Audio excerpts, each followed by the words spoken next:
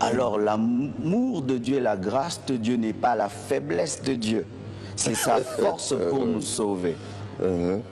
Dieu nous prêche son amour en nous aimant malgré nos iniquités, non pas pour nous encourager, mais pour nous changer.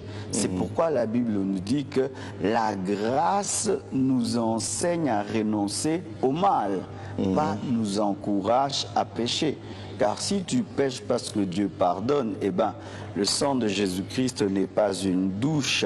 Au dernier jour, tu seras jugé. Ben, je veux donner un exemple.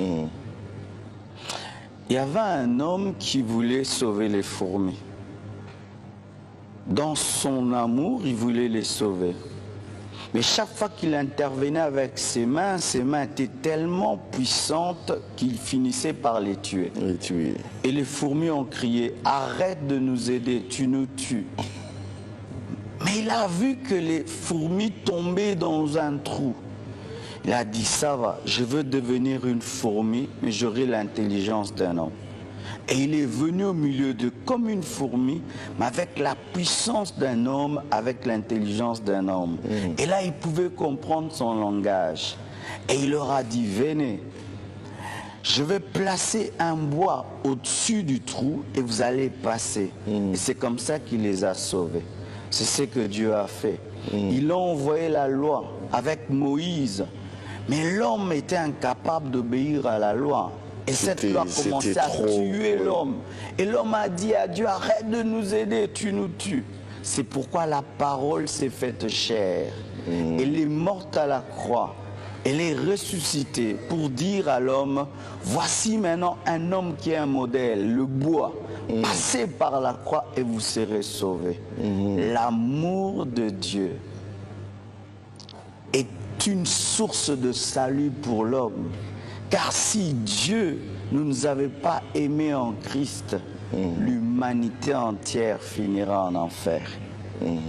La raison de cet amour, c'est vraiment le salut de l'homme. Oui, parce que quand on aime, on protège. Quand on aime, on donne. Si Dieu t'a donné Jésus, qu'est-ce qui te refusera avec lui? Parce que ce qui est plus précieux pour Dieu, ce n'est pas la puissance, ce n'est pas l'onction, la protection, c'est Jésus.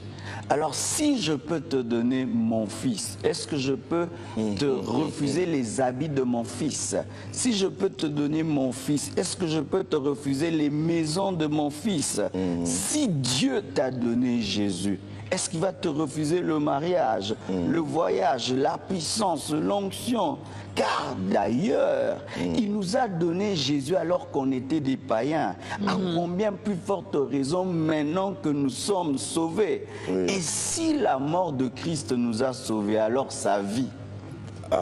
Car le point 0 nous a sauvés, alors le point 100. Car celui qui nous a sauvés est mort, mais maintenant il est ressuscité. L'amour de Dieu confère tout ce dont vous avez besoin. C'est pourquoi point n'est besoin d'aller dans l'occultisme et dans la magie, parce que celui qui va dans la magie va chercher celui qui le hait. Et Satan, c'est un jaloux. Pendant qu'il te bénit, il est jaloux de toi. On n'a jamais compris ça non plus. J'aimerais dire un truc. Satan, quand il donne à ses enfants, il est jaloux d'eux. C'est pourquoi il te dit, tu auras l'argent, mais tu auras une plaie au pied gauche. Tu auras l'argent, mais tu vas marcher à reculant. Tu auras l'argent, mais tu ne dormiras jamais. Parce qu'il est jaloux de ce que tu es, parce que lui-même n'est pas heureux. Il ne peut pas te donner l'argent seulement et que tu jouisses de ça. C'est pourquoi la Bible dit que c'est la bénédiction de l'Éternel qui enrichit, car elle ne se fait suivre d'aucun chagrin. Pourquoi? Celui qui nous bénit n'est pas jaloux de nous, mais Satan est jaloux de tous ses enfants, parce que lui, il est malheureux, il sait qu'il finira en enfer. Mais Dieu est déjà béni et il peut te bénir. Il est tellement jaloux. C'est un maudit qui fait semblant de bénir.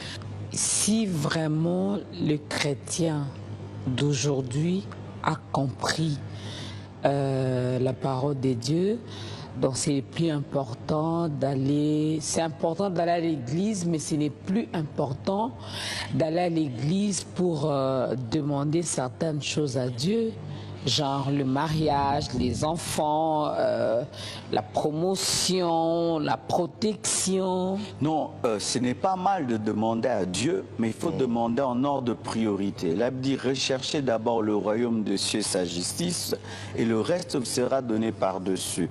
C'est comme si je viens dans un magasin et il est dit que si tu achètes un coca, on te donne un jus. Et puis je dis jus. Non, achète le coca. Commence par le coca. Non, jus. Achète le coca. Non, moi je veux du jus. Non, mais d'abord le coca.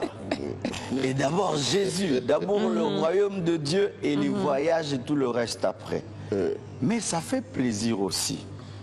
Même quand je sais que je vais nourrir mon fils, quand il me dit papa, bonbon, ça me fait bien. On me demande les bonbons, quoi. Et même si je sais que Dieu sait que j'ai des besoins, ça lui fait plaisir que je dise, Père, donne-moi de l'argent. Père, protège-moi. Je vais dire, non, il sait qu'il va me protéger. Non, même s'il sait, il veut que tu demandes pour qu'il se sente Père. Mais il ne faut pas aller vers lui d'abord pour ça. Il faut aller vers lui pour la relation et l'intimité.